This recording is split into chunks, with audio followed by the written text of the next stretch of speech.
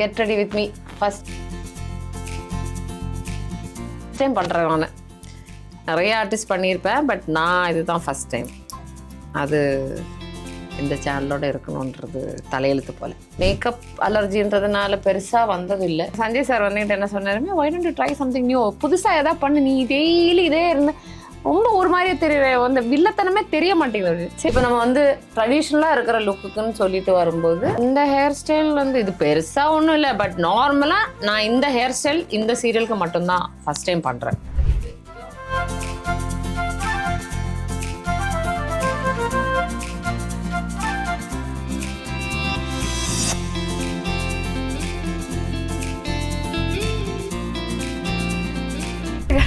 Serial தான் ரொம்ப கஷ்டப்பட்டேன். லைக் ஒரு பிரேக் எடுத்த பிறகு திருப்பி வரும்போது நான் அந்த ஃப்ளோயிலே படம் பண்ணிட்டு இருக்கும்போதே எனக்கு தமிழ் இண்டஸ்ட்ரியை பொறுத்த வரைக்கும் வில்லன் அந்த வில்லனியஸ் ரோல்னு வந்தாலுமே that is only highlighted character as a female. மேல் நிறைய வந்திருக்கு, பட் இப்போ அதுவும் மாறுது. வெப் சீரிஸ் வந்ததுக்கு அப்புறம் எவ்ரி ஒன் இஸ் ஷிஃப்டிங். சீரியல்லேருந்து வெப் சீரிஸ் போகிறாங்க, வெப் சீரிஸ் பண்ணிட்டு இருக்கும்போது படம் பண்ணுறாங்க. இப்போ ஆட்டிடியூட் கொஞ்சம் மாறி இருக்கு.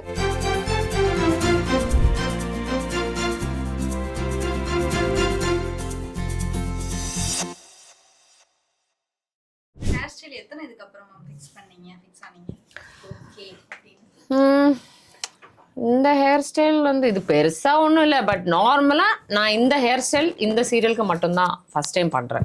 எப்படி சொல்கிறது, ஈரமான ரோஜாவை எல்லாம் பண்ணும்போது ரெட்டை ஜடை, அதுக்கப்புறம் தென்றல் வந்து என்னத்தோடும் பண்ணும்போது அப்படியே சொன்ன மாதிரி பார்ட்டிஷன் எடுத்துருவேன். சைடில் சின்னதாக இந்த இந்த ட்விஸ்ட்டு ஒன்று கொடுத்துட்டு ஒரு சின்ன கிளிப்பு போட்டு ஒரு சின்ன ஸ்பைடர் கிளிப்பு மாதிரி ஒன்று போட்டோன்னா அது முடிஞ்சு போச்சு. இப்போ first I was having a centre partition எடுத்து அப்படியே ஒரு சின்ன இதை எடுத்து பண்ணி பின்னல் போட்டுட்டு கிளிப் போட்டிருந்தேன், ரொம்ப அப்பாவி மாதிரி தெரியணுங்கிறதுக்காக. அப்போ நடுவில் எங்கள் அப்பாவை நடிகர் சஞ்சய் சார் வந்துட்டு என்ன சொன்னாருமே, why don't you try something new, புதுசாக எதாவது பண்ணு, நீ டெய்லி இதே இருந்து ரொம்ப ஒரு மாதிரியே தெரிய அந்த வில்லத்தனமே தெரிய மாட்டேங்குது. சரி, ஒரு நாளைக்கு ட்ரை பண்ணலான்னு சொல்லிட்டு அக்கா வச்சாக்கா நம்ம கொஞ்சம் ட்விஸ்ட் அண்ட் டர்ன்ஸ்லாம் கொடுக்கலாம் அப்படின்னு சொல்லிட்டு, இவ்வளோ ஹைட்டு போதும்டா அப்படின்னு சொல்லிட்டு இதோ இந்த கேர்ள்ஸ் இப்படி கொடுத்தேன். ஆனால் ஒன்டாப்பா காலில் ஜட்ஜு அப்படின்னு. So see, I wanted to have something like very very ஒரு பாலிவுட் ஸ்டைலில் பண்ணலாம் அப்படின்னா அக்கா இது செட் பண்ணிட்டாங்க. சரி, நல்லா தான் இருக்கேன்னு சொல்லிட்டு நானும் அப்படி கண்டினியூ பண்ணுறேன். இந்த கேர்ள்ஸ் இப்படி காலையில் பண்ணேன்னு வச்சுக்கோங்க, பத்மாக்கான்னு சொல்லிட்டு எங்கள் ஹேர் ஸ்டைலிஸ்ட்டு காலையில் இது பண்ணி முடிச்சிட்டேன்னா it will stay till night. நான் டச்சே பண்ண மாட்டேன். போகிறாங்க, இது என்ன மேடம் ஃபுல் விகா மண்டையில் மொத்தமாக எடுத்து செட் பண்ணி வச்சிருக்கீங்களா அப்படின்னு நான் சொன்னேன். இல்லை, செட் பண்ணனா அது நம்ம என்னோட ஆர்டிஸ்ட் கிட்ட கேட்டால் தெரியும். எல்லோரும் வந்தீங்கன்னு ஹக் பண்ணுவாங்க, பேசுவாங்க. நான் சொன்னேன், முடிய தொடக்கூடாது, ஃபேஸில் தொடக்கூடாது, எனக்கு எதுவுமே டச் ஆகாமல் நீங்கள் ஹக் பண்ணுறதுன்னா ஹக் பண்ணு. வந்தோடனே இப்படி கன்னத்தில் இப்படி கண்ணை சேர்த்து வச்சு கிஸ் பண்ணுவாங்களா, அப்படின்னு வேணாம் இன்னைக்கு வந்துட்டாங்க உடனே தொடக்கூடாது பிடிக்கக்கூடாதுன்னு சொல்லிட்டு அது அப்படியே மெயின்டைன் பண்ணுறதுல இருக்குது எனக்கு ஒரு சந்தோஷம், அது ஒரு சாட்டிஸ்ஃபேக்ஷன். தூங்கும்போது கூட முடியல, இப்போ இந்த பக்கம் சைடில் எடுத்து வச்சுட்டு இந்த பக்கம் மட்டும் வச்சு தூங்குவேன், இந்த பக்கம் போகவே மாட்டேன். ஒரு 1/2 hour இல்லை 20 minutes ஸ்னாப் எடுத்தால் கூட இப்படி தான் இருக்கும். இப்படியே தூங்குவேன் கை இப்படி வச்சுட்டு, ஏன்னா எங்கேயும் மண்டை அமுங்கும் கூட. So I maintain the entire day the same hair style. Very rarely இப்போ எதாவது ஷாம்பூ கண்டிஷனர் போட்டேன், மாஸ்க்கு போட்டேன், ஏதாவது ஒரு சாஃப்ட்னஸ் இருக்குது அப்படின்னா மட்டும் ஏதாவது கேர்ள்ஸ் போச்சு அப்படின்னா அக்கா வந்து அந்த அவுட்டர் லேயர் மட்டும் செட் பண்ணேன்னா முடிஞ்சு போச்சு. இல்லைனா காலையில் பண்ணுறதோட நம்மளோட ஹேர் ஸ்டைல் வேலை முடிஞ்சு போச்சு. சஞ்சய் சாருக்கு தான் தேங்க்ஸ் சொல்லணும், ஏன்னா அவர் தான் ஒரு சஜஷன் கொடுத்தாரு, why don't you try something new அப்படின்னு. சரி, அப்படியே செட் ஆச்சு. என்ன மண்டையில் இருக்கிற முடியெல்லாம் கரிஞ்சு போகுது, டெய்லி போய் சீரத்துலேயும் மாஸ்க்லேயும் ஊற போட வேண்டியதாக இருக்குது மண்டையை. அது ஒன்று தான் பிரச்சனை, நிறைய முடி கொட்டுது. இந்த ஹேரை எப்படிமா மெயின்டைன் பண்ணுறீங்க? கொஞ்சம் கஷ்டம் தான்டாம்மா, ரொம்ப கஷ்டம். இப்போ நீங்கள் இப்படி பார்க்குறீங்க, உள்ள ஒரு எக்ஸ்டென்ஷன் வச்சுருக்கேன். ஆன் ஹேர் கொஞ்சம் திக் ஹேர் தான் பேசிக்காக, மேபி கேரளான்றதுனால இருக்கலாம். எனக்கு அது கொஞ்சம் திக் ஹேர் இருக்கிறதுனால நான் தப்பிச்சு போயிட்டுருக்கிறேன். ஒரு எக்ஸ்டென்ஷன்லாம் வைக்காமல் இவ்வளோ அடர்த்தி வர்றது வாய்ப்பு இல்லை. அதுவும் சென்னையில் இவ்வளோ வருஷம் இருந்துட்டு. பட் எதுக்கு மக்களுக்கு முன்னாடி எதோ ஈரமான ரோஜாவே பண்ணும்போது இந்த பெரிய ரெட்டை ஜடை இது வரைக்கும் இருக்கும். அது அப்படியே மடிச்சு கட்டி வெளியே போகும்போதெல்லாம் எனக்கு இவ்வளோ வரைக்கும் முடி இருக்குமா எல்லாரும் கேட்பேன். நீங்கள் அவங்க தான் ஆனால் முடி எங்கே காணும் அப்படின்னு. பட் நான் சொல்லிடுவேன் அது விக்கு, நான் வந்து எல்லாரும் ஏமாத்திட்டு இருக்கிறேன் அப்படின்னு. பட் அடர்த்தி இருக்கு, லெங்த் இல்லை. பட் டெய்லி ஹெவி மேக்கப் எப்படி மேம் யூஸ் பண்ணுறீங்க? டெய்லி ஹெவி மேக்கப் போட்டுட்டு ஸ்கின் எப்படி உங்களால் ரொட்டீனாக இது பண்ண? இப்போ நீங்கள் பார்க்குற ஸ்கின்னுன்னா இப்போ சின்ன வயசில் இந்த ஏஜ் அட்டைன் ஆகும்போது வந்த பிம்பிள்ஸ் வந்து கையில் எதுவும் பண்ணக்கூடாதுன்னு அப்போ யாரும் சொல்லி கொடுக்கல. அப்படி வந்தது தான். மேக்கப் பண்ணதுனால எனக்கு வரல. எனக்கு ஆக்சுவலாக பிம்பிள்ஸ் வருது, மேக்கப் அலர்ஜின்றதுனால பெருசாக வந்தது இல்லை. பட் சொன்ன மாதிரி I take care my skin with chia seeds மாதிரி யூஸ் பண்ணுவேன். ஒரு ஃப்ளாக் சீட் சியா சீட் போட்டு ஒரு மாஸ்க் ஒன்று இருக்குது, அது போடுவேன். Otherwise I go for hydra facial. Hydra facial எனக்கு வந்து இப்போதைக்கு ரீசெண்ட் நார்மலாக பார்லரில் பண்ணுற இது வந்து எனக்கு செட் ஆகாது. ஃபேஷியல்ஸ் எதுவுமே செட் ஆகாது. ஸோ இப்போ ரீசெண்டாக டெக்னிக்கலி ஹைட்ரா ஃபேஷியல்னு ஒன்று வந்திருக்கு. அது செட் ஆகுதுனால வந்து அப்படியே அதை பிடிச்சிடுறேன். முன்னாடி க்ரைலான் ப்ராடக்ட் எல்லாம் யூஸ் பண்ணிகிட்டு இருந்தேன். இப்போ எனக்கு ஒரு 1 இயராக ஐம் யூஸிங். முன்னாடி கிளினிக்னு ஒரு ப்ராடக்ட் யூஸ் பண்ணிகிட்டு இருந்தேன். இப்போ நார்ஸ் யூஸ் பண்ணுறேன். கிளினிக்கும் நார்ஸும் வந்து கொஞ்சம் காஸ்ட்லி தான். பட் ஸ்கின்னுக்கு கம்ஃபர்டபுள். அது இல்லாமல் மேக்கப் போட்டால் சொன்ன மாதிரி காலையில் போட்ட மேக்கப் நைட்டு வரைக்கும் எனக்கு அப்படியே இருக்கும். பெருசாக டச்சப் எல்லாம் ஒன்றும் தேவை கிடையாது. So I use this product. கொஞ்சம் yes it is costly, but எனக்கு ஒரு 6 monthsக்கு வரும். ஐ யூஸ் 1 or 2 dots, அதனால் பிரச்சனை கிடையாது. இந்த மேக்கப் நீங்கள் ஃபைனல் பண்ணுவீங்களா இல்லை டேரக்டர்ஸ் யாராவது சொல்லுவாங்களா உங்களோட மேக்கப் ஆர்டிஸ்ட்? எப்படி சொல்கிறது, மேக்கப் ஆர்டிஸ்ட்னு சொல்லி எனக்கு தெரிஞ்சு மேக்கப் மேன் செட்டில் இருப்பாங்க. பட் பேசிக்காக அப்படி இல்லை. நம்ம இந்த கேரக்டர் எப்படின்னு ஃபஸ்ட்டு சட்டிலாக வேணும் அப்படின்னா அப்படி போயிடுவேன். இப்போ தென்றலெல்லாம் வந்து ரொம்ப சட்டில் மேக்கப். அதில் வந்து டைரக்டர் வந்து என்னை மேக்கப் பண்ண விடவே மாட்டாங்க. லைட்டாக அந்த போல்ஸ் ஏதாவது இருந்து கவர் பண்ண மார்க் இருந்தால் அது மட்டும் டச் பண்ணிட்டு கண்ணில் மை போட்டு வந்துட்டேன்னா அவரை ஏமாற்றிட்டு தான் நான் எப்போவாச்சும் லாஷ் எல்லாம் ஒட்டுவேன். இல்லைன்னா மஸ்காராவில் தான் அவர் மஸ்காரா கூட விட அந்த கேரக்டர் அவ்வளோ சாஃப்ட் அண்ட் சட்டிலாக இருந்தது. ஸோ அது அவருக்கு அப்துல் சார் வந்து ரொம்ப ஸ்ட்ரிக்டாக இப்படி தான் வேணும் அப்படின்னு சொல்கிற டைரக்டர். ஓவர் மேக்கப் போட்டு வந்து அவருக்கு பிடிக்காது. அந்த கேரக்டருக்கு என்னமோ அதுதான். இப்போ எனக்கு வந்து ரொம்ப சட்டில் வீட்டோடு இருக்கிற ஒரு பெரிய அண்ணின்னு சொல்லுவாங்கள்ல அந்த மாதிரி. ஸோ அதில் அவர் ரொம்ப கான்சன்ட்ரேட்டனாக இருந்ததுனால நான் அதில் வந்து நீங்கள் பார்த்தீங்கன்னாக்கா தெரியும், பெருசாக ஒன்றுமே தெரியாது. அதில் சரவணன் சார் கேமரா பண்ணும்போதும் எப்படி சொல்கிறது, லைட்டிங்கோட எஃபெக்டில் நம்ம எண்ணத்தை தான் வந்து கம்மி மேக்கப் போட்டாலுமே நல்ல சூப்பராக தெரியும் ஃபேஸ். இந்த போர்ஸெல்லாம் ஒன்றும் தெரியாது. எதுக்கு மேம் மேக்கப் பண்ணணும்? கண்டிப்பாக மக்கள் பார்க்கணும்ல. ஓகே, இல்லை நேச்சுரல். இட்ஸ் நாட் அபவுட் அது. இப்போ நான் இப்போ நம்ம கண்மணி அன்படனில் பண்ணும்போது காலையில் ஃப்ரெஷ்ஷாக எழுந்திரிச்சு நமக்கு செட்டுக்கு போய் தானே மேக்கப் போடுவோம். ஒரு சில பேர் மேக்கப் போட்டு வந்துடுவாங்க வீட்டில் இருந்து. நான் செட்டுக்கு போய் தான் பண்ணுவேன். இப்போ என்ன சீனு இதுன்னு தெரிஞ்சு, இப்போ அம்மாக்கு அடிப்படுற சீனெல்லாம் இருந்ததுன்னா கொஞ்சம் சட்டிலாக போட்டுட்டு ஐ மேக்கப் எல்லாம் பெருசாக பண்ண மாட்டேன். காலையில் போகும்போது கேமராமேன் சார் கேட்பார், ரம்யா உங்கள் ஃபேஸை நல்லா தான் இருக்குது, நீங்கள் சின்னதாக ஃபவுண்டேஷன் போட்டுட்டு பெருசாக ப்ளஷ் எல்லாம் போடாமல் வாங்கல பார்ப்போமே, ஒரு நாளைக்கு ட்ரை பண்ணுவோமே அப்படின்னு. ட்ரை பண்ணியிருக்கீங்களா மேம்? இல்லை. எதனால மேம்? எனக்கு என்னென்னா ரெகுலராக நம்மளை ஒரு ஃபேஸ் பார்த்துட்டு இருக்கோம், திடீர்னு அது மாறினா அப்போ இவங்க முன்னாடி இருந்தது இப்போ இன்றைக்கி என்னாச்சு அவங்க ஃபேஸுக்கு அப்படின்னு மக்கள் அவங்க பார்ப்பாங்கல்ல. ரெகுலராக ஒரு கேரக்டர் பார்த்துட்டு இருக்க, திடீர்னு பார்த்தா ஃபேஸில் இது இல்லை, மெய் இல்லை, இல்லை மேக்கப் இல்லை, போர்ஸ் பயங்கரமாக தெரியுது அப்படின்னா ஒரு என்கிட்ட அந்த சொல்லியும் எனக்கு அந்த ஒருவேளை கான்ஃபிடென்ஸ் கூட இருக்கலாம். மேக்கப் போட்டால் ஒரு கான்ஃபிடென்ஸ், மேக்கப் போடலைன்னா ஒரு கான்ஃபிடென்ஸ் தான் இருக்கும். பட் மோஸ்ட்லி நான் ஷூட்டுக்கு போனால் மட்டும்தான் மேக்கப் போடுவேன்.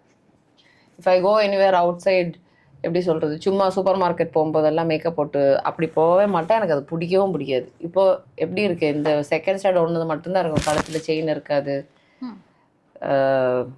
லிப்ஸ்டிக் கூட போட மாட்டேன். அப்படியே ஒரு கொண்டை எடுத்து அப்படி மடித்து கட்டிட்டு போயிடுவேன். முன்னாடி மாஸ்க் இருந்துச்சு, தப்பிச்சேன், இப்போ இல்லை. பட் அதர்வைஸ் ஷூட்டிங்கை தவிர வேறு எதுக்குமே நான் வந்து மேக்கப் யூஸ் பண்ண மாட்டேன். ஷூட் இல்லாத டைமில் என்ன மேம் பண்ணுவீங்க? ஷூட் இல்லாத டைமில் இப்போ இன்ஸ்டாகிராம் இருக்கிறதுனால சம்டைம்ஸ் ரீல்ஸ் பண்ணுவேன். மோஸ்ட்லி ஃபோட்டோ ஷூட் ஏதாவது வரும், பெய்டு இருக்கும், கொலாப் இருக்கும், அது பண்ணிடுவேன். இல்லைன்னா வீட்டில் உட்காருவேன். எனக்கு சும்மா வீட்டில் உட்காரது பிடிக்கும். அதையும் தாண்டி படம் பார்க்க போவேன், ஃப்ரெண்ட்ஸோடு வெளியே போவேன்.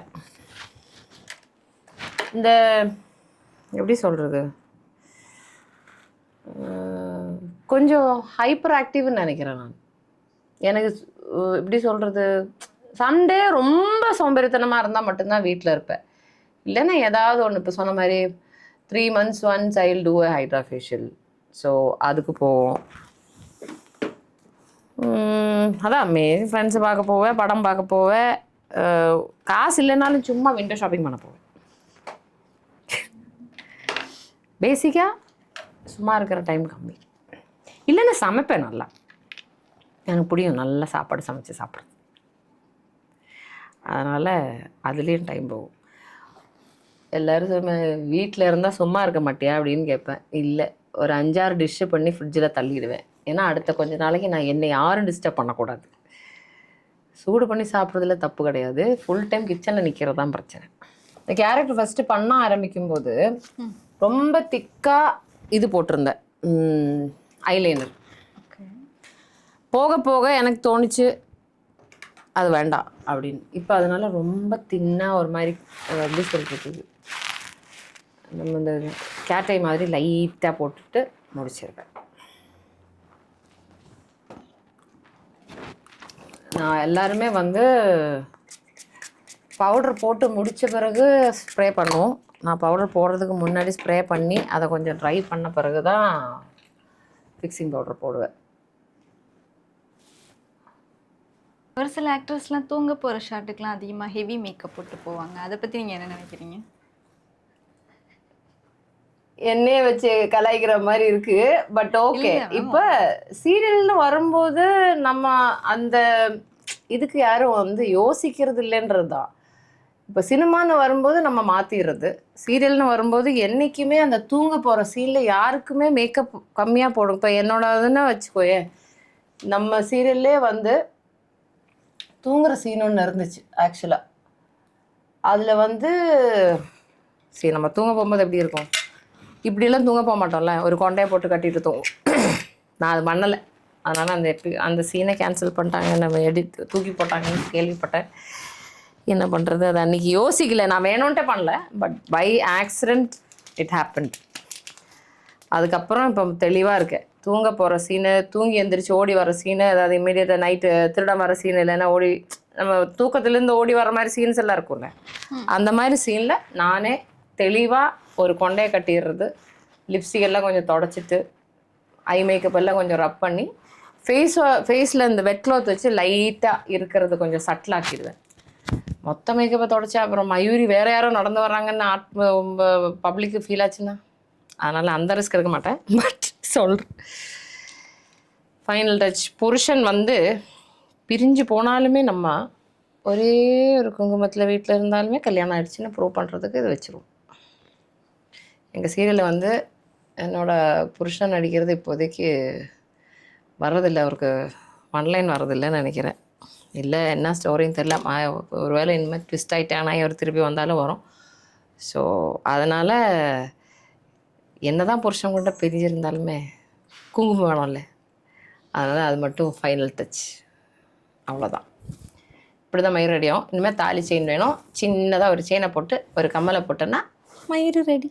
ஹலோ எவ்ரிவன், இன்னைக்கு நம்ம கூட இருக்கிறவங்க கண்மணி அன்புடன் சீரியலில் நடிக்கிற ரம்யா ஜோசப். நம்ம எல்லாருமே இவங்களை ஸ்க்ரீனில் ஒரு வில்லி கேரக்டரில் தான் பார்த்துருப்போம். ஆனால் உண்மையை சொல்லணும்னா இவங்க ரொம்ப ரொம்ப ஜாலியான ஒரு person. Hello ma'am. Hi ma'am, நீங்கள் இதுவரை ஒரு 10 சீரியல் கிட்ட நடிச்சிருக்கீங்க. உங்களோட சீரியல் ஜேர்னி பற்றி கொஞ்சம் சொல்லுங்கள். சீரியல் ஜேர்னினா ஃபஸ்ட்டு படம் தான் பண்ணேன். படத்துக்கு அப்புறம் தான் சீரியல் ஆரம்பித்தேன். ஃபஸ்ட்டு சன் டிவியில் மகாலட்சுமி பண்ணேன், அப்புறம் கல்யாண பரிசு, அப்புறம் வரிசையாக இப்போது I think this is like 11th serial, 11th or 10th. நீங்க மேம் படம் பண்ணிட்டு இருக்கும்போது சீரியலுக்காக வந்தீங்க. எல்லாருமே சீரியல்ல இருந்து படத்துக்கு போகணும்னு தான் விரும்புவாங்க. ஆனா நீங்க படத்துல இருந்து சீரியலுக்கு வந்திருக்கீங்க. அதுக்கான காரணம் என்ன? அது என்னன்னா, ஃபர்ஸ்ட்டு படம் பண்ண ஃபர்ஸ்ட்டு ஆட் பண்ணோம். ஆட்க்கு அப்புறம் வந்து படம் பண்ணேன். படம் பண்ண பிறகு ஐ டுக் எ பிரேக். எனக்கு என்னாச்சுன்னா, நடுவுல ஒரு ரெஸ்டாரண்ட் ரன் பண்ற மாரி வேலை செய்யல. ஸோ அந்த ரெஸ்டாரண்ட் ரன் பண்ற டைம்ல ஐ குடன்ட் கான்சன்ட்ரேட். நடிப்பும், பிசினஸும் ஒரே டைம்ல கொண்டு போக முடியல. So I took a break of 2 years. அது ரெஸ்டாரண்ட் ஆரம்பிச்சதும் சரி, ஏன் நேரமான்னு தெரியல. நீ சினிமால தான் இருக்கணும்னு தலையில எழுதியிருக்க போல 2015 ஃப்ளட்ல கொஞ்சம் பிரச்சனையாயி தண்ணி உள்ள வந்துச்சு. வேளச்சேரி, பள்ளிக்கரணைலாம் ரொம்ப பாதிச்சதுல்ல. ஸோ அந்த டைம்ல I had to close down the restaurant. So அதுக்கப்புறம் திருப்பி I came back to serial. இம்மீடியட்டா மூவிய பத்தி யோசிச்சேன். பட் சர்வைவல்னு ஒண்ணு இருந்ததுனால I came into okay. Serial. திரும்ப சினிமா போறது, இல்லன்னா பிசினஸ் பண்றது ஏதாவது ஐடியா இருக்கா? நான் வந்து ட்ரை பண்ணாத பிஸ்னஸே இல்லைன்னு தோணுது ஆக்சுவலா. ரெஸ்டாரண்ட் வச்சு அதுக்கப்புறம் ஒரு பொட்டிக் வச்சிருந்தேன். தென் ஐ ஸ்டார்ட்டட் டூயிங் என்ன சொல்றது, மேக்கப் ஆர்டிஸ்ட்டா கூட பண்ணலாம் அப்படின்னு, காஸ்டியூம் டிசைனிங் எல்லாம் ட்ரை பண்ணியிருக்கேன். பட் ஆனா எனக்கு தெரிஞ்சு I belong to this media. So I didn't want. இப்போ இதுக்கு மேல நான் பிஸ்னஸ் எதாவது பண்ணுவேனான்னு கேட்டேன்னா, இப்போதைக்கு எனக்கு எந்த ஐடியாவும் இல்ல. ஐ கன்டின்யூ இன் ஆக்டிங் ஒன்லி. ஒரு கேரக்டரா வில்லி ரோல் பண்றீங்க. ஆனா ரியல் லைஃப்ல ரொம்ப ரொம்ப ஜாலியான பர்சனா இருக்கீங்க. எப்படி உங்களால அப்படி இருக்க முடியுது?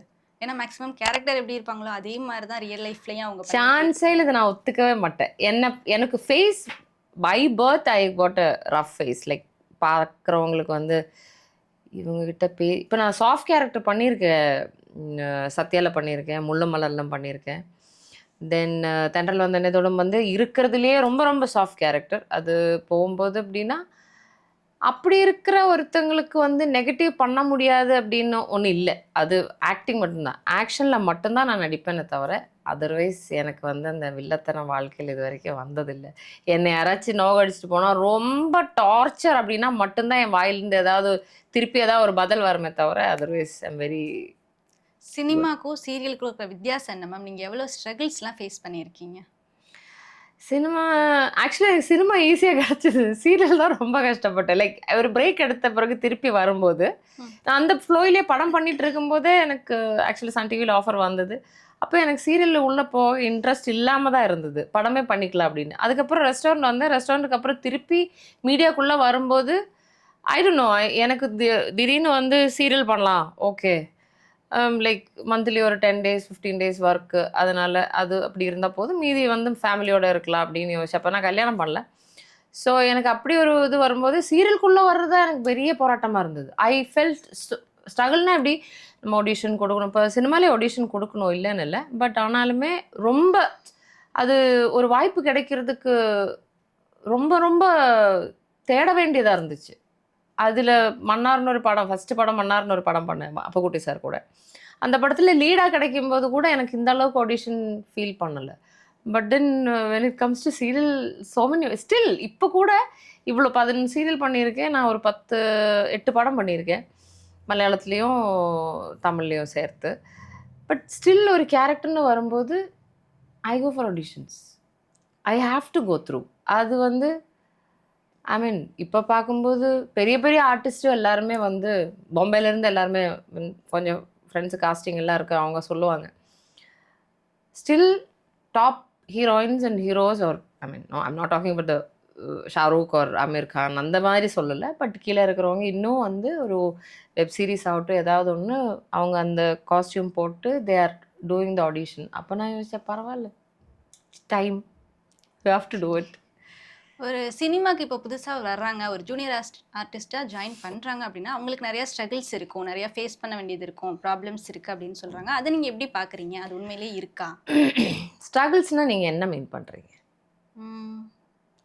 ஃபர்ஸ்ட் நடிக்க வர்றாங்க, கேமரா முன்னாடி ஒரு ஃபியர் இருக்கும். ஒரு ப்ரொடக்ஷன் சைடு, ஒரு ப்ரொடியூசர் சைடு, அவங்க கிட்ட இருந்து நிறைய ப்ரெஷர் வரும். சி முன்ன மாதிரி இல்லை. இப்போ முன்னாடி ஒரு ப்ரொடக்ஷன் கண்ட்ரோலரில் ஒரு மேனேஜர் ஒரு கம்பெனியில் இருப்பாங்க. அவங்க தான் ஃபிக்ஸ் பண்ணுவாங்க. அவங்க வந்து ஆடிஷன் எடுப்பாங்க, காஸ்டியூம் வச்சு அந்த அந்த கெட்டப்புக்கு உண்டான என்ன சேஞ்சஸ் பண்ணி அது ஓகே, இந்த பொண்ணு ஓகே தான்ப்பா அப்படின்னு சொல்லிட்டு. இப்போ அட்மாஸ்பியர் ஆர்டிஸ்டா இல்லை அப்படி சொல்லக்கூடாது, அவங்களும் ஆர்டிஸ்ட் தான். ஒரு சில பேருக்கு பயங்கர பயம் இருக்கும். ஆனால் இந்த ப்ரொஃபஷன் மேலே பயங்கர ஒரு ஆசை இருக்கும். இப்போ என்ன கேட்டால் ஒரு குழந்தை பிறந்து வர்றதுலேருந்து அப்பா அம்மா பிளான் பண்ணுறது என்னென்னா அவங்கள ஒரு ஆர்டிஸ்ட் ஆக்கணும், ஒரு டான்ஸர் ஆக்கணும், ஒரு சிங்கர் ஆக்கணும், இல்லை டிவி முன்னாடி ஏதாவது ஒன்று கொண்டு வரணும்னு தான் யோசிக்கிறேன். இப்போ நான் நடிக்க வரும்போது I'm not saying it's like too far behind. ஒரு 10 வருஷம் முன்னாடி கூட இப்போ நான் சினிமாவில் நடிக்க வந்து அந்த 2 இயர்ஸ் 2.5 இயர்ஸ் ஆஃப் மை பிரேக்குக்கு கேப் எடுத்தேன்னா 12 இயர்ஸ் ஆச்சு நான் இண்டஸ்ட்ரிக்குள்ளே வந்து 2010 இருக்கேன்னு வச்சுக்கோங்களேன். அப்போ வரும்போது கூட நம்ம ஃபேமிலியிலலாம் நடிக்க போகிறீங்களா, என்னது, எதுக்கு அப்படின்னு ஒரு தாட் ப்ராசஸ். இப்போ அப்படி கிடையாது. எவ்ரி ஃபேமிலி இஸ் லைக் என்னோட வீட்டில் இருக்கிறவங்க யாராச்சும் அவங்க டிவியில் வராங்கப்பா, அவங்க அந்த ப்ரோக்ராம் பண்ணுறாங்கப்பா அப்படின்னு ஒரு சப்போர்ட்டு வந்து பேசிக்காக இருக்குது. ஆனாலுமே ஸ்டில் தேர் ஆர் கொஞ்சம் ஃபேமிலிஸில் இன்னும் வந்து அவங்க நடிக்க போகிறாங்க, அது சரியில்லை, அவங்க வந்து அப்படி இருப்பாங்க இப்படி இருப்பாங்க அப்படின்னு. அந்த தாட்டை நீங்க எப்படி கடந்து வர்றீங்க? அது வந்து ஆர்டிஸ்ட்டை பொறுத்த வரைக்கும் எல்லா ஆர்டிஸ்ட்டையும் சொல்கிறேன், நம்மளோட வாழ்க்கை வந்து இட்ஸ் அன் ஓப்பன் புக். ப்ரைவசின்றது ரொம்ப கம்மி. இப்போ என்னை மட்டும் சொல்ல, நான் எனக்கு ப்ரைவசி இருக்கு, ஐ டோன்ட் லைக், எனக்கு அந்த மாதிரி எப்படி சொல்கிறது, நம்ம சீரியல் தானே பண்ணுறோம் அப்படி இருந்தாலும் இருக்குது. நம்மளை ஒரு இடத்துல தப்பான இடத்துல பார்த்தா அந்த சீரியலில் பண்ணுறவங்கள வந்து இப்படி பார்த்த அப்படி பார்த்து எக்ஸாம்பிள் சொல்கிற மாதிரி கிளப்புக்கு போகிறேன்னு வச்சுக்கோங்க, நம்ம சரகு அடிக்கலைன்னா கூட பச்சை ஓப்பனாகவே சொல்கிறேன், நான் அடிக்கலைன்னா கூட அவங்கள அன்றைக்கி பார்த்தேன், நாங்கள் அவங்க அப்படிப்பட்டதாக இருப்பாங்க அப்படின்னு சொல்கிறவங்க நிறைய பேர். இப்போ என்ன மட்டும் சொல்ல, நிறைய பேரை சொல்கிறேன் நான். ஸோ அந்த ப்ரைவேட் லைஃப்ன்றது ஒன்று இல்லை. 2 நடிக்க வரவங்களுக்கு இப்போ எல்லாருமே ஒரு சில பேர் ஏதாவது டான்ஸ் கிளாஸ் இல்லைன்னா எக்ஸ்ட்ரா கரிக்குலர் ஆக்டிவிட்டீஸ் எல்லாமே கற்றுக்கிட்டு தான் வராங்க. அதையும் தாண்டி லைக் சம் பீப்புளுக்கு பைசா இல்லாமல் இருக்கலாம், லைக் அவங்களுக்கு நடிக்கணும், பட் எப்படி சொல்கிறது, ஒரு சிலம்பாட்டமோ இல்லை டான்ஸ் கிளாஸோ இல்லை பைக் ரைடிங்கோ இல்லை ஹார்ஸ் ரைடிங் இந்த மாதிரி நிறைய இருக்குது, போயிட்டே இருக்கலாம். கற்றுக்கணுன்னா கலரி போயிட்டுலேருந்து என்ன வேணால் கற்றுக்கலாம், கூத்துப்பட்டில் போய் நடிப்பு கற்றுக்கிட்டு வரலாம். இதில் இன்வெஸ்ட் பண்ண முடியாமல் வரவங்க நிறைய பேர் இருக்குது. அவங்கக்கிட்ட எப்படி சொல்கிறது, இந்த ஸ்ட்ரகிள்ஸ் எல்லாம் கொஞ்சம் இருக்கும். சினிமான்னு மட்டும் இல்லை, எந்த ஃபீல்டில் நீங்கள் போனாலுமே, ஒரு ஐடி கம்பெனியில் போனால், ஒரு எப்படி சொல்கிறது, ஐடின்னு சொல்கிறது நான் மொத்தமாக எல்லாரையும் சேர்த்து சொல்ல, but any company in that case, if you're in HR, if you're in admin, if you're in IT, anywhere, this all struggles go through. நீங்கள் ஒரு இன்டர்வியூ அட்டென்ட் பண்ணணும், அதை பாஸ் பண்ணணும், அவங்க கேட்குற கேள்விக்கு அவங்க யோசித்த மாதிரி பதில் சொல்லணும். ஒரு சில பேர் தான் நம்மளோட out of the box thinking வந்து ப்ராசஸ் பண்ணி, ஓகே இவங்க இப்படி சொல்கிறாங்களா, இதுக்கு இப்படி ஒரு பதில் இருக்குதுன்னு ஒத்துப்பாங்களே தவிர அவங்க மைண்டில் ஒரு பதில் வச்சுருப்பாங்க. அந்த பதில் எதிர்பார்த்தா தானே வேலை கிடைக்கும். அதே மாதிரி தான் இங்கேயும். இப்போது நீங்கள் நடிக்க வரீங்க, ஒரு ஏழையான ஒரு பொண்ணாக நடிக்க வர அப்படின்னு சொல்லிட்டு நான் இப்படி போய் நின்று அப்படி இருக்கும், எப்படி ஏழையாக ஒத்துக்க முடியும்? அந்த மாதிரி தான் அந்த அந்த இன்புட்டு நம்ம கையிலேருந்து இருக்கணும், அந்த எஃபோர்ட்டு போடணும். அதை தவிர இப்போ கொஞ்சம் கொஞ்சம் எல்லாம் மாறி இருக்கு. இந்த எப்படி சொல்கிறது, எல்லா இடத்துலையும் தப்பு நடக்குதுன்னு சொல்ல முடியாது. If you are real talent, yes. அப்புறம் ஆட்டிடியூட், எனக்கு வந்து ரொம்ப கெத்தா எப்படி சொல்கிறது, நான் அப்படி மெயின்டைன் பண்ண தெரியாது. I'm a very down to earth person. என்னை பார்த்தா அப்படி தெரியாது, ரஃப் அண்ட் டஃப் மாதிரி தான் தெரியும். என்னை என்கிட்ட பேச வரவங்களே ஐயோ இதுக்கிட்ட போய் இப்படி தான் என்னை பார்க்குறதே. என் பார்வையே அப்படி தான் இருக்கும். யாராச்சும் இப்போ நீங்கள் வரீங்கன்னு வச்சு ரூமில், நான் ஏதோ ஃபோன் பார்த்துட்ருக்கேன் அப்படின்னா இப்படி பார்த்துட்டு சும்மா நம்ம நார்மலாக பார்ப்போமா, அந்த பார்வையிலே வந்து ஐயோ இதுக்கிட்ட எப்படி பேசுறது அப்படின்னு சொல்லிட்டு போயிடுவாங்க. பட் பேசிக்காக பேச ஆரம்பிச்சேன்னா நான் நல்லா ஜாலியாக பேசுகிற கேரக்டர் தான். இந்த ஃபேஸ் ஆட்டிடியூடில் தான் பிரச்சனை. ஸோ நான் திமிரு பிடிச்சி இருந்ததுன்னா ஜெயிக்க முடியாது. Whoever it is down to அர்த்தாக இருக்கிறவங்க தான் ஜெயிப்பாங்கன்றது. உள்ளுக்குள்ளே நீங்கள் ஆட்டிடியூட் வச்சுக்கோங்க, பட் மித்தவங்க கிட்ட வந்து அது காமிக்கிறதுல அர்த்தம் இல்லை. கொஞ்சம் டவுன் டு அர்த்தாக இருந்து போனோன்னா கொஞ்சம் வரலாம். அது இல்லாமல் எஃபோர்ட் போடணும், நிறைய எஃபோர்ட் போடணும். ஒரு கேரக்டர்லேருந்து வேறொரு கேரக்டர் கொடுக்குற அப்படின்னு ஏதாவது ஒரு ஆஃபர் வந்துச்சுன்னா அதுக்குண்டான எஃபோர்ட் போடணும். நம்ம நடித்தாதான் நம்மளுக்கு டேலண்ட் இருக்குன்னு மித்தவங்களுக்கு தெரியும். நடிக்க ஆசை இருக்குன்னு சும்மா கேமரா முன்னாடி போய் நின்னா வராதில்ல. இப்போ எனக்கு நடிக்க பிடிச்சிருக்கு, நான் நடிக்க ஆசைப்படுறேன், சினி ஃபீல்டு போகணும் அப்படின்னு நான் கேட்குறது ஓகே. ஆனால் அதுக்கு எங்கள் வீட்டில் அலோவ் பண்ணணும்ல. நீங்கள் எப்படி உங்கள் வீட்டில் கன்வின்ஸ் பண்ணீங்க? ஏன்னா ரிலேட்டிவ்ஸ் சொல்லுவாங்க, அதெல்லாம் தாண்டி கன்வின்ஸ் பண்ணி எப்படி அவங்க உங்களுக்கு அலோவ் பண்ணாங்க? யார் அலோவ் பண்ணேன்னு சொன்னேன்? பேரண்ட்ஸ்? நோ, நான் வந்து ஆக்சுவலாக வந்து யார்கிட்டையும் பர்மிஷன் கேட்கல. எல்லாரும் வந்து ஆப்போசிட்டாக தான் நின்னாங்க. இப்போது வந்து நான் நடிக்கிறது அந்த அளவுக்கு எப்படி சொல்கிறது, நான் இவ்வளோ சீரியல் பண்ணியிருக்கேன், இவ்வளோ படம் பண்ணியிருக்கேன்னு எனக்கு மட்டும்தான் தெரியும். எனக்கு தெரிஞ்சு எங்கள் அப்பா இது வரைக்கும் என்னோட ஒரு எபிசோடாச்சும் பார்த்துருக்கீங்களான்னு எனக்கு தெரில. நான் ஆக்சுவலாக படித்து முடிச்ச உடனே துபாயில் ஒரு 1 இயர் ஒர்க் பண்ணி கரெக்டாக உங்களுக்கு ரிசெஷன் 2019 அந்த டைமில் ஒரு மாதிரி துபாயில் ரிசெஷன் வந்துருச்சு. டைம் நான் இன்னொரு ஜாப்லேருந்து இன்னொரு ஜாபுக்கு போக வேண்டிய ஒரு ஷிஃப்டிங், நான் ஒரு கம்பெனி மாறுற டைம். அப்போ ரிசெஷன் வரும்போது எப்படி சொல்கிறது, வேலை போச்சு. ஒரு 2-3 மாதம் தாக்கு பிடிச்சி அங்கே இங்கெல்லாம் வேலை பார்த்துட்டு இருந்தேன். பட் விசா எக்ஸ்பயர் ஆகிற டைமில் நான் யோசித்தேன், மைண்டில் பேஷன் ஒன்று இருக்குது. இந்தியாவோட பெருசாக துபாய் போகிற மாதிரி ஒரு இடத்துல இருந்து விசா இல்லாமல் இருக்க முடியாது, வேலை இல்லாமல் இருக்க முடியாது. மைண்டில் இப்படி ஒரு பேஷன் இருக்கும்போது நான் ஏன் வந்து இவ்வளோ ஸ்ட்ரகிள் பண்ணோன்னு சொல்லிட்டு யாருக்கிட்டேயுமே சொல்லாமல் தான் இந்தியா வந்தேன். என்னோட அண்ணன் இருந்தார், ஐ மீன் ஆன் பிரதர் இல்லை, கசின் பிரதர். அவர் கூட போய் தங்கி அங்கேருந்து எப்படி சொல்கிறது, ஒரு சேனலில் வந்து ஹெச்ஆர் டிபார்ட்மெண்ட்டில் ஒர்க் பண்ணி அங்கேருந்து காண்டாக்ட் எடுத்து அங்கேருந்து தான் நான் ஃபஸ்ட்டு படம் பண்ணேன். So it's not like nothing was easy for me. எனக்கு எப்படி சொல்கிறது, ஹஸ்பண்ட் வந்து நடிக்கிறதுக்குள்ள பிரச்சனை இல்லை, அவருக்கு நான் ஆர்டிஸ்ட்னு தெரிஞ்சு தான் அவர் என்னை கல்யாணம் பண்ணார். பட் அதர்வைஸ் ஃபேமிலி வைஸ் யாருமே சப்போர்ட் பண்ணல இது வரைக்கும். அவங்களுக்கு அந்த எப்படி சொல்கிறது, எனக்கு நடிக்க தெரியுமா அப்படின்னு கேட்டால் அது ஐ டோன்ட் நோ. எனக்கு அதில் பிரச்சனையும் கிடையாது. அவங்கள பொறுத்த வரைக்கும் நான் துபாயில் நல்ல வேலை பார்த்துட்டு இருந்ததுன்னா அந்த சேலரியோடு இருந்திருக்கலாமே, நீ ஏன் இங்கே வந்து கஷ்டப்படணும் அப்படின்னு தான். But this is my passion, எனக்கு இது பிடிச்சிருக்கு.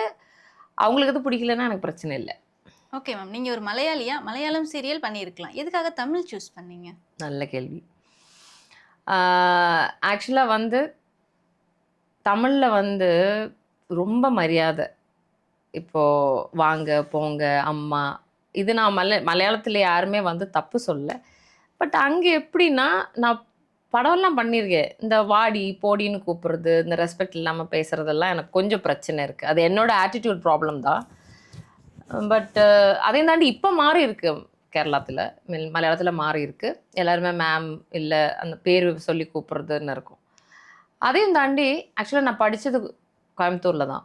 ஸோ படித்து முடிச்சுட்டு என்னோட கூட ஹாஸ்டல், எனக்கு சுத்தமாக தமிழ் அப்போல்லாம் தெரியாது. ஹாஸ்டலில் இருக்கிறவங்க அவங்க எனக்கு சொல்லி கொடுத்துட்டு இருந்தாங்க, தமிழ் வாங்க போங்கன்னு பேசணும், அப்போ தான் மரியாதை. நம்ம மலையாளத்தில் வந்து வா போ நீ அப்படின்னு தான் பேசுவோம். அதில் வாங்க போங்க ரொம்ப எந்த மரியாதை கொடுக்கணுன்னா மலையாளத்தில் போகணும். தமிழ்னு சொல்கிற மாதிரி இந்த ரைட்டிங் மலையாளத்தில் போனால் தான் உங்களுக்கு அந்த மரியாதை வரும். மற்ற நார்மலாக பேசும்போது இருக்காது. ஸோ அவங்க எனக்கு சொல்லி கொடுக்க எனக்கு இந்த லாங்குவேஜ் மேலே ஒரு இன்ட்ரெஸ்ட் வந்துச்சு. ஸோ நான் என்ன யோசிச்சேன்னா, இங்கே வந்த பிறகு படம் ட்ரை பண்ணலாம், மலையாளத்தை விட்டு ஒரு லாங்குவேஜ் ட்ரை பண்ணேன். ஆக்சுவலாக அப்படியே நான் பாம்பே போயிருந்தேன்னா அங்கேயும் நடிச்சுட்டு தான் இருந்திருப்பேன்னு நினைக்கிறேன். ஸோ எனக்கு ஹிந்தியும் தெரியும், at the same time Telugu also same. அந்த அந்த மீறு அந்த ரெஸ்பெக்ட் இருக்குல்ல நிறைய இதில். எங்கேயும் நான் சொல்கிறேன், கேரளத்தில் இருக்கிறவங்க யாருமே நான் தப்பு சொல்ல. பட் எனக்கு அந்த இது எப்படி சொல்கிறது, அந்த மரியாதை கொடுக்கறது ரொம்ப பிடிச்சிருக்கு. அவங்க நம்மளுக்கும் தருவாங்க, நம்ம திருப்பியும் கொடுக்கணும். I respect people. It's a give and take policy இல்லையா? நான் எல்லாரையும் ரெஸ்பெக்ட் பண்ணுவேன், யாருக்கும் மரியாதை இல்லாமல் இது வரைக்கும் பேசினதில்லை. பேசும்போது எப்போவாச்சும் மலையாளத்தில் கலந்து வந்து வாங்க போங்க அடப்போமா அப்படின்னு தான் சொல்லுவேனே தவிர ஐ ரெஸ்பெக்ட் எவ்ரி ஒன். அது எனக்கு திருப்பியும் கிடைக்கணும்னு ஆசை. So that is why Tamil. Okay ma'am, இப்போ மலையாளத்தில் ஒரு சீரியலோ இல்லை படமோ பண்ணுற ஒரு வாய்ப்பு வருதுன்னா நீங்கள் அதை பண்ணுவீங்களா? கண்டிப்பாக பண்ணுவேன். மலையாளத்தில் வந்திருக்கு எனக்கு ரீசெண்டாக 2-3 சீரியல் வந்தது. பட் எல்லாமே 15 to 30. நம்மளுக்கு ஸ்கெட்யூல் பிளான் பண்ணும்போது 1 to 15, 15 to 30 தான். ஸோ 15 to 30 வரும்போது இங்கே இருக்கிறதும் அங்கே இருக்கிறதும் கிளாஷ் ஆகும். ஸோ அதனால எடுக்கல. பின்ன ஒரு சில பேர் பேமெண்ட்டில் போயிருக்கு. பட் அதர்வைஸ் எனக்கு என்கொயரி வருதெல்லாம் வந்து இந்த மாதிரி ஏதோ ஒரு விஷயத்தில் தான் போகிறேன் தவிர வராமல் இல்லை. ஓகே, நீங்கள் நடித்த அந்த 11 சீரியல்லையும் உங்களுக்கு பிடிச்ச ஒரு கேரக்டர்னால் என்ன சொல்லுவீங்க? எனக்கு ஈரமான ரோஜாவே பவுன் கேரக்டர் ரொம்ப பிடிக்கும். தென்றல் வந்து என்னத்தோட நந்தினி கேரக்டர் ரெண்டுமே. அது வந்து என்னோட it's a part of my life. இந்த ரெண்டுமே என்னை எங்கே போனாலுமே இப்போ கூட இப்போ இந்த மயூரின்ற கேரக்டர் வந்து கண்மணி அன்புடனில் பண்ண ஆரம்பிச்சு இப்போ ஒரு 300, 350, 375 எபிசோட்ஸ் தான் ஆச்சு. பட் ஈரமான ரோஜாவை பவுன்னா அந்த ரெட்டஜரையும் கண்ணாடியும் ஆக்சுவலி நான் இன்னும் வச்சிருக்கேன். அது ரெண்டுமே தூக்கி போடவே இல்லை இந்த கண்ணாடி இது முடிச்ச பிறகு. It's like a memory for me. Kind of 700 and odd episode was not a simple thing இல்லையா? எனக்கு அது ரொம்ப மனசுக்கு ரொம்ப க்ளோஸ். இது இவ்வளோ நாள் பண்ண சீரியல் அதுதான் எனக்கு. ஓகே, நீங்கள் பண்ணுற கேரக்டர்ஸ் எல்லாம் உங்கள் ரியல் லைஃப்லேருந்து யதார்த்தமாக பண்ணுவீங்களா, இல்லை டேரக்டர் இதான் வேணும் அப்படின்னு கேட்டு ஆடிஷன் மூலமாக அந்த ஒரு கேரக்டரை நீங்கள் பிச் பண்ணுவீங்களா? ஆடிஷன் மூலமாக தான். எவ்ரி சீரியல், அதான் நான் கொஞ்சம் முன்னாடி சொன்னேன்ல, எவ்ரி சீரியல் புதுசாக இருக்கட்டும், இப்போ தெரிஞ்ச ப்ரொடக்ஷன் ஹவுஸாக இருக்கட்டும், தெரியாதவங்களா இருக்கட்டும், ஆடிஷன் போய் அந்த கெட்டப்பில் ரெடி ஆகி அந்த கேரக்டருக்கு தகுந்த மாதிரி பெர்ஃபார்ம் பண்ணி அது அவங்களுக்கு ஓகே ஆனால் மட்டும்தான் நம்மளை கூப்பிடுவாங்க தவிர, சரி இவங்க இந்த ஆர்டிஸ்ட்டு இவங்க வந்து நான் எனக்கு சொல்கிறேன், மித்தவங்கள பற்றி எனக்கு தெரியாது. நான் எல்லாமே ஆடிஷன் அட்டன் பண்ணி தான் இது வரைக்கும் பாஸ் ஆயிருக்கேன். ஆடிஷன்ல ஏதாவது ஒரு ரோல் மிஸ் பண்ணி இதை நம்ம மிஸ் பண்ணிட்டோமே அப்படின்னு அது ஃபீல் பண்ணியிருக்கீங்களா? நிறைய சம்டைம்ஸ் வந்து இம்மிடியட்டாக ஒரு ஆஃபீஸ் போவோம். போய் உட்காந்துட்டு அவங்க ஒரு கேரக்டர் சொல்லும்போது ப்ரிப்ரேஷன் டைம் இருக்காது. தமிழ் வேற படிக்க தெரியாது எனக்கு. இப்போ சீரியலில் ப்ராம்ப்டிங் பண்ணுவாங்க. இல்லைன்னா டயலாக் சொல்லி கொடுத்தேன்னா ஈஸி. எனக்கு அது படித்து அந்த கேரக்டருக்குள்ளே போகிறதுக்கு முன்னாடியே வந்து நம்ம கடகடன்னு ஆடிஷன் போகலாமா மேடம் அப்படின்னா, ஐயோ இதுக்கு இது நம்ம எந்த கேரக்டராக இருந்தாலும் நம்மளுக்கு வந்து ஒரு படம்னு வந்தாலே படமோட ப்ளஸ்ஸே அதான். ஒரு செட்டில் நம்ம போயிட்டோன்னா அந்த கேரக்டராக மாறுறதுக்கு நம்மளுக்கு டைம் கிடைக்கும். இன்றைக்கி ஸ்கிரிப்ட் ஓடுது நாளைக்கு இல்லை. Movie takes time. ஒரு 3 months 4 months எப்படியோ இருக்கும், இல்லை மினிமம் 1 month கிடைக்கும் அந்த கேரக்டருக்கு உண்டான ப்ரிப்ரேஷன் பண்ணுறதுக்கு. ஸோ நம்மளுக்கு அது பண்ணிடலாம். பட் ஆடிஷனில் வரும்போது திடீர்னு பண்ண சொல்லும்போது, ஐயோ மேனரிசம்ஸ் வந்து நம்ம க்ரியேட் பண்ணணுமே, இல்லை ஏதாவது ஒன்று பண்ணோன்னு யோசிக்கும்போது அதில் மிஸ் பண்ணி 1-2 படம்லாம் போயிருக்கு. ரொம்ப ஃபீல் பண்ணியிருக்கேன் நான். But as by born the complete actor Mohanlal மாதிரி எல்லாம் இருந்ததுன்னா பரவாயில்ல. நம்ம வந்து நம்மளோட பேஷன் அதையும் சேர்த்து இன்ட்ரெஸ்ட் சேர்த்து தானே பண்ணுறோம். அப்போ அதுக்கு கொஞ்சம் டைம் கிடைச்சிருந்தா நல்லா இருக்கும்னு அப்படி யோசிச்சிருக்கேன். இப்போ ப்ராம்ப்ட் பண்ணுறாங்கன்னா அவங்க சொல்கிறத நீங்கள் லிசன் பண்ணணும். எதை தாண்டி ஒரு டேரக்டர் உங்களுக்கு ஒரு இன்ஸ்ட்ரக்ஷன் கொடுத்துருப்பாங்க, எனக்கு இந்த மாதிரி ஒரு ரியாக்ஷன் வேணும், இவ்வளோ கோவமாக நீங்கள் இருக்கணும், உங்கள் ஃபேஸ் ரியாக்ஷன் இந்த அளவுக்கு இருக்கணும் அப்படின்னு சொல்லுவாங்க. நீங்கள் எப்படி அது ரெண்டையும் மேனேஜ் பண்ணுறீங்க? மேனேஜ் பண்ணுறது இப்போ நம்ம ஒரு சீன் படிக்கிறது முன்னாடியே